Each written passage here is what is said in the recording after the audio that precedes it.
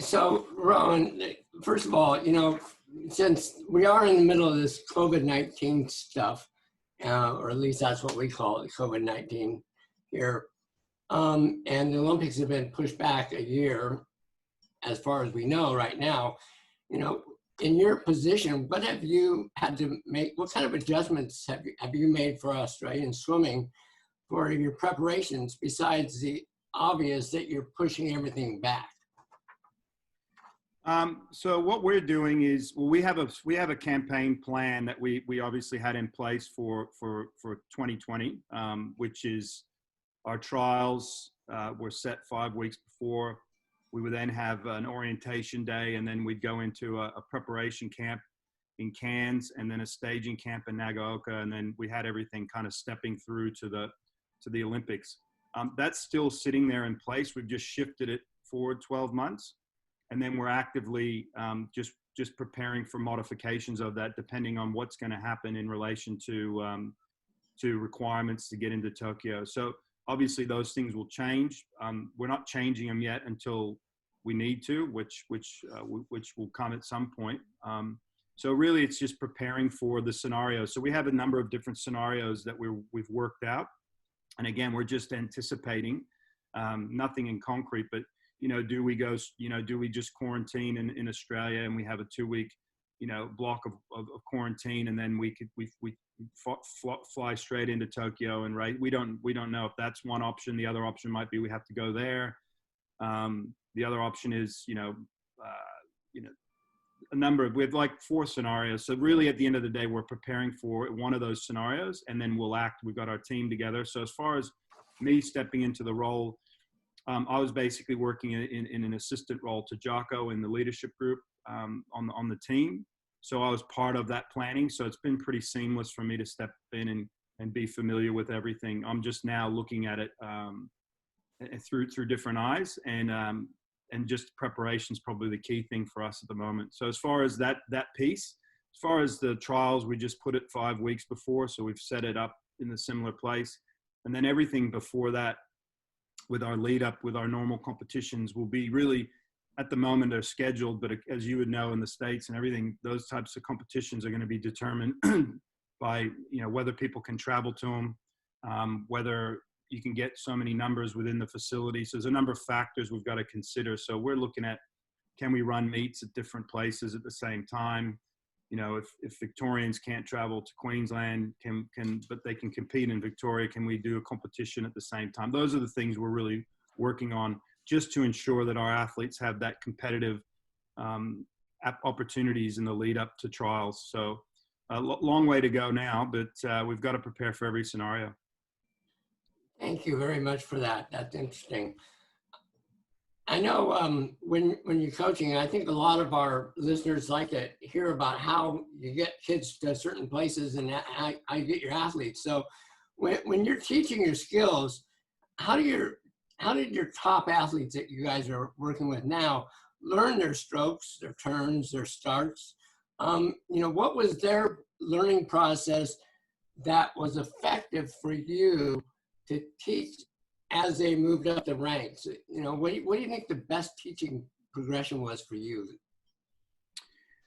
Well, for me, the influence of being around other coaches and other athletes that are probably of a higher standard was probably a big influence. That's kind of my style, was to, what are the best doing, and then get my athletes to see that. So we have a pathway system we call a performance pathway system. So in Australia, we have 6 states and a territory, and each of those it's a federated model. So they're obviously funding and running their own kind of club pathways, programs, and competitions, but they link up with our national body. And what I've done for the last few years, and what we've done for 20 years, is link up what the national standards are to the states. So the states will do something like this, where I'm coaching in my club environment, and I have a 11 or 12-year-old win a medal at our state championships, or finish in the top 3 or top 8 in the medley, because we collect up the medley.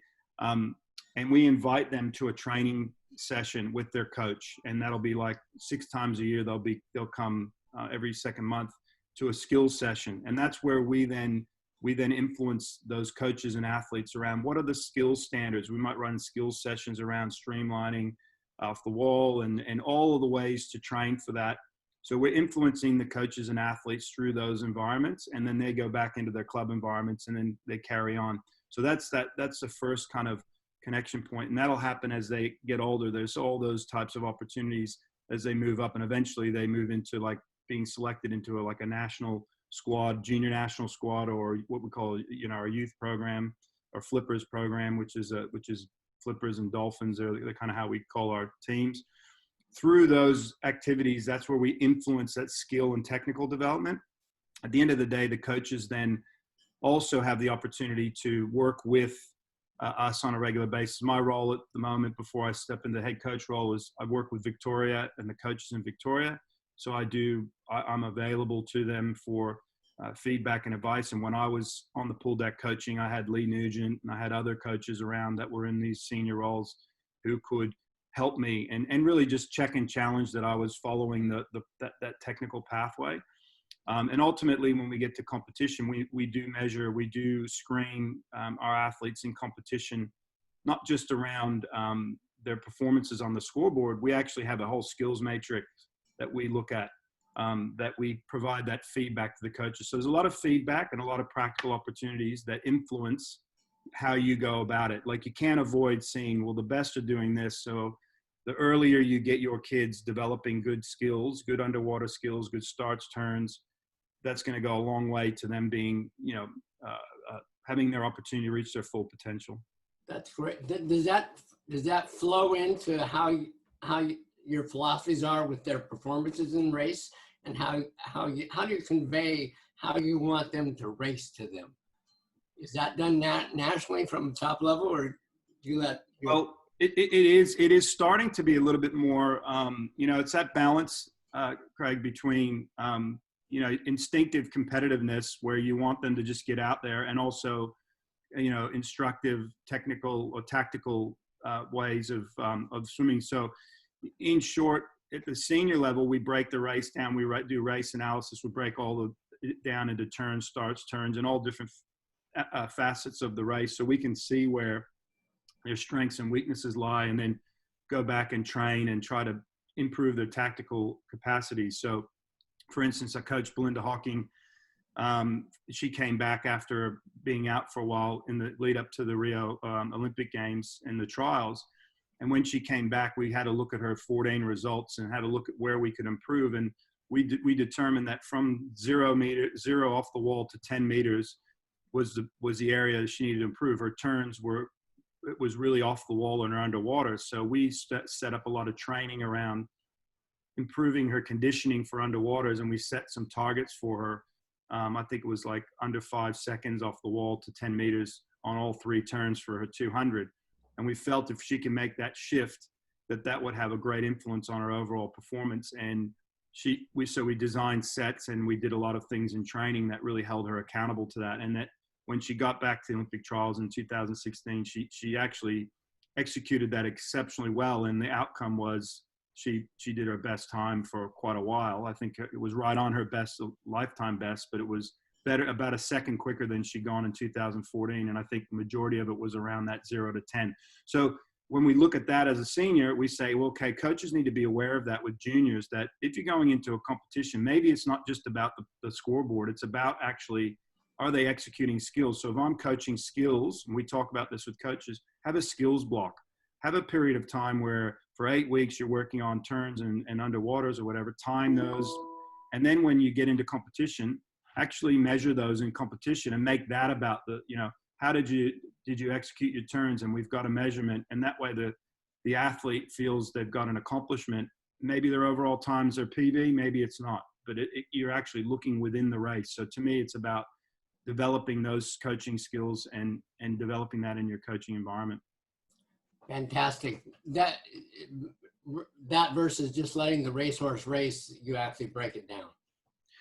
I do, and I think there's moments for each of that to happen, but I do think in the early days, they need to understand that the tactical nuances of racing, the strategies around if you go out too fast, you want them to trial that, and you also want them to back end. I was really big on hitting back end speed targets. So for me, I'd say to an athlete, like, I don't care what you do in the 200, as long as your second 100 and your back 250s are XY.